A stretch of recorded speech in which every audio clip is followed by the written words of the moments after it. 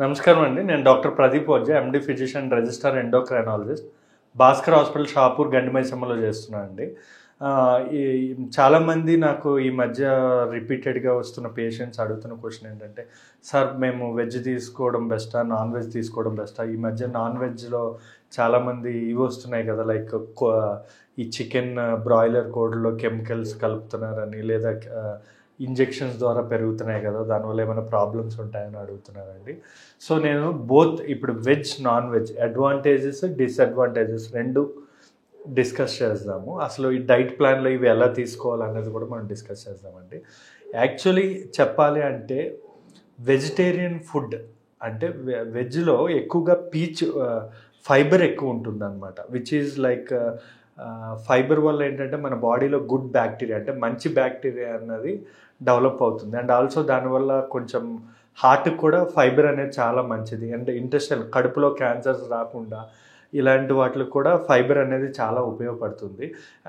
And ఇప్పుడు non veg తీసుకుంటే non వెజ్లో ఎక్కువగా protein, calcium, omega 3 fatty acids కానీ లేదా ఐరన్ కానీ ఇవన్నీ ఎక్కువ ఉంటాయి నాన్ వెజ్లో. కాకపోతే నాన్ వెజ్ ఎక్కువగా అంటే మితిమీరి అంటే తీసుకోవాల్సిన దానికంటే ఎక్కువగా తీసుకోవడం వల్ల కొన్ని టైప్ ఆఫ్ హార్ట్ డిసీజెస్ కానీ, కిడ్నీ డిసీజ్ కానీ, లేదా కోలాన్ క్యాన్సర్స్ అంటే రోజు తీసుకోవడం వల్ల మనకు కోలాన్ క్యాన్సర్స్ అంటే అదే పొట్టలో ప్రేగుల్లో క్యాన్సర్స్ రావడం, లేదా డయాబెటీస్ రావడం, ఇలాంటివన్నీ ఎక్కువగా వచ్చే అవకాశాలు ఉంటాయండి. అంటే మనకి ఇప్పుడు మీకు నాన్ వెజ్లో చికెన్ ఉంది. చికెన్ కొంతమంది అన్హైజీనిక్గా ఇప్పుడు మనకి తయారు చేయడం వల్ల ఏమవుతుంది, లైక్ ఇంజెక్షన్స్ ఇచ్చి చేయడం వల్ల దీనివల్ల కొంతమంది చాలామందికి గ్యాస్ట్రిక్ ప్రాబ్లమ్స్, కాన్స్టిపేషన్ ప్రాబ్లం, లేదా మోషన్స్ మోషన్స్ నుంచి బ్లడ్ రావడం, some type of intestinal stomach cancers ఈ మధ్య వచ్చే అవకాశాలు కొంచెం పెరిగాయి. కానీ మీకు తెలియని విషయం ఏంటంటే నాన్ వెజ్లో సేఫెస్ట్ అంటే ఆల్వేస్ సేఫ్ ఏంటి అంటే లైక్ ఫిష్ కూడా మన చెరువు చేపలు ఇవన్నీ కాదండి. లైక్ సముద్రం చేపలు కానీ, సముద్రంలో పెరిగే ప్రాన్స్, క్రాబ్స్ ఇవన్నీ ఉన్నాయి కదా, ఇవన్నీ వెరీ గుడ్ ఫర్ హెల్త్. దానివల్ల మీకు అసలు ఎటువంటి సైడ్ ఎఫెక్ట్స్ ఉండవు. మెయిన్గా సముద్రంలో పెరిగేవి, చెరువులో పెరిగేవి ఏంటంటే వీళ్ళు వాటికి మీట్ వేయడం, బిర్యానీలు వేయడం, వేస్ట్ ప్రొడక్ట్స్ అన్నీ అంటే లైక్ బీఫ్ ఇలాంటివన్నీ వేయడం వల్ల అవన్నీ చెరువు చేపలలో చాలామందికి మెదడు వాపు అంటే మెదడుకి సంబంధించిన వ్యాధులు రావడం, లేదా రక్తం చెడిపోవడం ఇలాంటివన్నీ జరుగుతున్నాయి. So always prefer sea foods అనమాట. సీ ఫుడ్స్ మ్యాక్సిమం ప్రిఫర్ చేయొచ్చు. అండ్ కంపేర్డ్ విత్ అంటే ఇప్పుడు చికెన్ అయితే ఇంజెక్షన్స్ వేస్తున్నారు కదా, మరి మటన్ తినొచ్చా లేదా వేరే మాంసాలు తినొచ్చా అని చాలామంది అడుగుతారు. యాక్చువల్లీ చెప్పాలి అంటే మటన్ కంటే చికెన్ చెప్పాలంటే 100% బెటర్. ఎందుకంటే these comes under red meat అనమాట. ఈ మటన్, బీఫ్, పోర్క్, పంది ఇవన్నీ కూడా ఏంటంటే రెడ్ మీట్లోకి వస్తాయి. ఈ రెడ్ మీట్లో డేంజరస్ రెడ్ మీట్ ఏంటి అంటే బీఫ్. అంటే మనకి ఆవు మాంసం కానీ ఇవి ఉంటాయి కదా, ఈ రెడ్ మీట్లో వెరీ డేంజరస్. ఎంత డేంజరస్ అంటే మీరు ఒకవేళ ఇది తీసుకోండి, ఫర్ ఎగ్జాంపుల్ మన ఇండియాలో హార్ట్ అటాక్స్తో ఎక్కువ చనిపోయే ప్లేసెస్ తీసుకుంటే మన సౌత్ ఇండియా నెంబర్ 1లో ఉంటుంది. రీజన్ ఏంటంటే నార్త్ ఇండియాతో కంపేర్ చేసుకుంటే సౌత్ ఇండియాలో నాన్ వెజ్ కన్జంప్షన్ అనేది చాలా ఎక్కువ.